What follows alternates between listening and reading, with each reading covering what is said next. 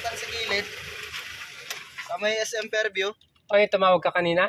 Oo, yung, di ba, tinawagan kita. Oh. Sabi ko, boss, nandito sila, sila, kaya, Saan banda?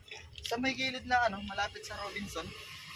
Robinson dito sa atin, SM Fairview. SM Fairview, sa gilid. Anong ginagawa? May nakalagay dun sa likod, karatula na, humingi daw sila ng tulong eh. Kahit konting barya daw eh. May placard, gano'n? Oo. Paano hindi ba nakakasulat si Kuya Jonathan? Kaya nga, yun nga yung pinagtataka ko, boss. Na. Kung saan niya pinagawa yung sulat dun sa likod nila. Pambihira. Oo. Nabigla nga ako eh. Di ba pag Pero maayos yung pagkakasulat. maayos. Hindi kasi sila ni Marita nakakasulat. Ay, hindi ah. Di ba hindi niya magalaw yung kamay niya? Baka posible ah. Oo, ang ganda nga ng sulat eh. Hindi ko lang kasi na na tawag nito nakuha na ng video. Pero meron silang asan nakasulat? Nandito sa likod ni ni Nanay Marita yung yung karton. Ano nakalagay? Humingi daw sila ng ng tulong ganyan at humingi daw sila ng konting barya ganun. Pambihira. Pambihira si Kuya Jonathan mga buddy. Na-vlog mo yun? Na-video mo? Oo, nabidyohan ko yun. Eh mga buddy, panoorin yung vlog ni Boston Ying. Oo, nandito. Mamaya siguro upload natin. Grabe lo. Ano nangyari kay Kuya Jonathan?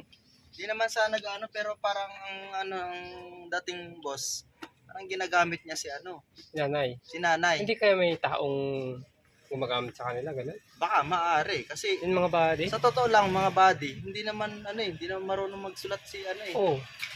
Saka hindi rin marunong bumasa si Kuya Jonathan. Diba? Hindi yung mga buddy yan, panibagong natin yung mga buddy, mission natin. Pambira si Kuya Jonathan. Kuya Jonathan, kung napapanood mo to, pumunta ka sa bahay. Yung nandun ako, o kaya dito sa parking kasi nandito naman ako lagi. Kasi marami tayong pwedeng pag-usapan kung ano man yung mga hinanaing mo, di ba? O kaya yung mga gusto mong sabihin. Kasi nakakausap ko naman yan na maayos si Kuya Jonathan. Sabi, napanood ko yung vlog ni Kuya Renji, pumunta doon sa bahay pero wala kasi ako doon mga buddy. Hindi kami lagi. Hindi ko din naman napanood yung vlog ni Kuya. Oo, hindi kami nagpapang-abot. Hindi kami nagpapang-abot ni Kuya Jonathan kasi syempre mga buddy, kailangan din nating maghanap buhay ba. Hindi naman tayo pwedeng tumambay na sa bahay. So hindi kami nagpang-abot mula nung galing kaming Batangas nila buddy. Tsaka yun nga, kasi nga nung nakaraan, di ba, sumuko siya ng dugo. Gusto ko naming ipa-check up si Kuya Jonathan. Yun din yung sinabi ko kanina po. Sabi niya. Hinahanap ka namin na gusto ko namin ipa-check up. Sabi ko. Oo. Tapos ang sabi niya, yun nga, yung kay Ate Jenny nga, hindi nga daw siya Hindi, pumayag. si Kuya Jonathan naman ako, kumbinsi ko siya eh. Basta may tamang pagpapaliwanag lang, paliwanagan lang na maayos, ipaliwanag kung ano yung gagawin. Kasi si Kuya Jonathan, kuha ko na po, natatakot lang yan o kaya gusto parang dapat natatakot nga lang. meron siyang pagsabihan. Meron siyang pagsabihan ng saloobin. Meron siyang pagsabihan ng saloobin niya. Tsaka dapat ginagabayan ng maayos. Kasi kung sasabihin mo lang check up, natatakot siya, wala yung idea eh. Walang So idea. yun Kuya Jonathan, pag pasyal ka dito, napapanood mo to, huwag kang mag-alala. Wala kaming sama ng loob sa'yo, gusto ka lang namin tulungan.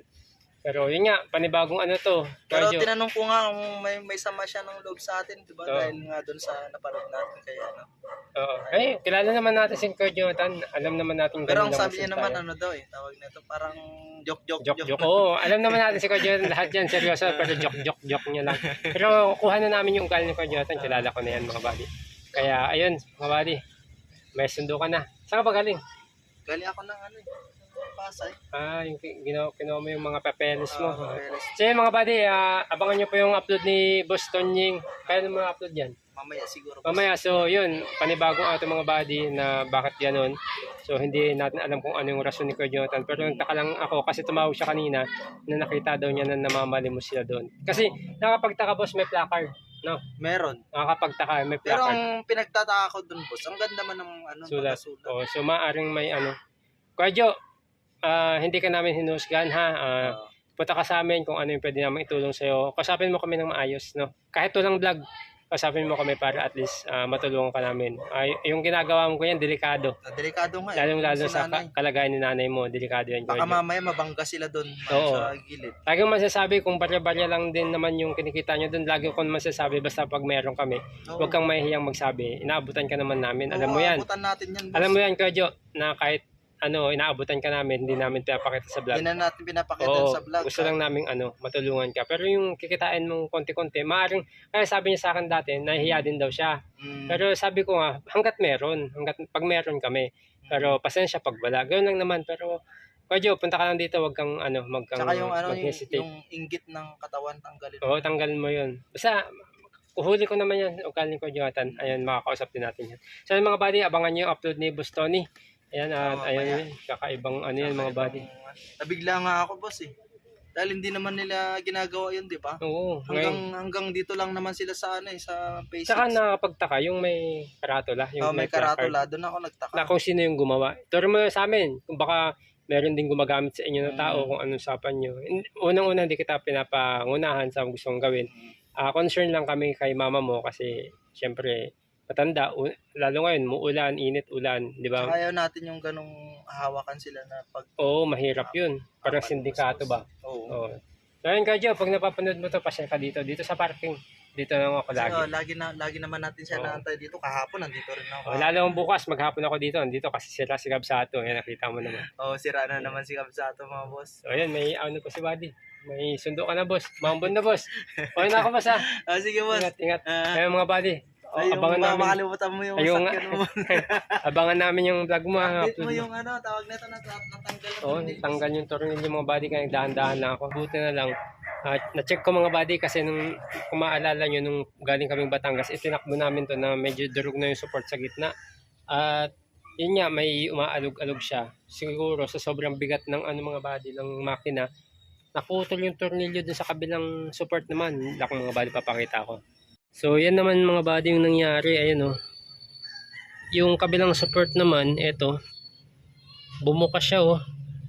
Bali naputol yung tornilyo dito, naiwan sa loob. Isa na lang. So sa lakas siguro ng vibrate niya, medyo hindi kanaya ng tornilyo. Kaya ayan, bumigay mga buddy. Kaya susubukan ko kayong dalhin sa talyer kung kakayanin pa to. Ayan mga buddy, dahan-dahan lang tayo. So ayan. Hours mga buddy, tanggal na ni Boss G yung pinalitan niya na yung center, anong tawag dito, center engine support. Ayan wasak na siya. Hindi ka na talaga lugin ng 150 dyan. Talaga. Palitan na lahat. Papalitan na lahat. Ayan wasak. Ito yung cause ng mga body vibration niya, kaya naputol yung tornilyo. Sabi kagaganon siguro naputol mga body. So ayan, pinalitan natin ng bago. Alright mga buddy, dito na ako sa parking at yun dinadahan-dahan ko lang na itinakbo kanina kasi wala si Boss Randy yung magwe-welding sana, pero papabunot natin yan bukas. Tanggal yung tornilyo mga buddy, kaya dahan-dahan lang ako. So ayun mga buddy, salamat.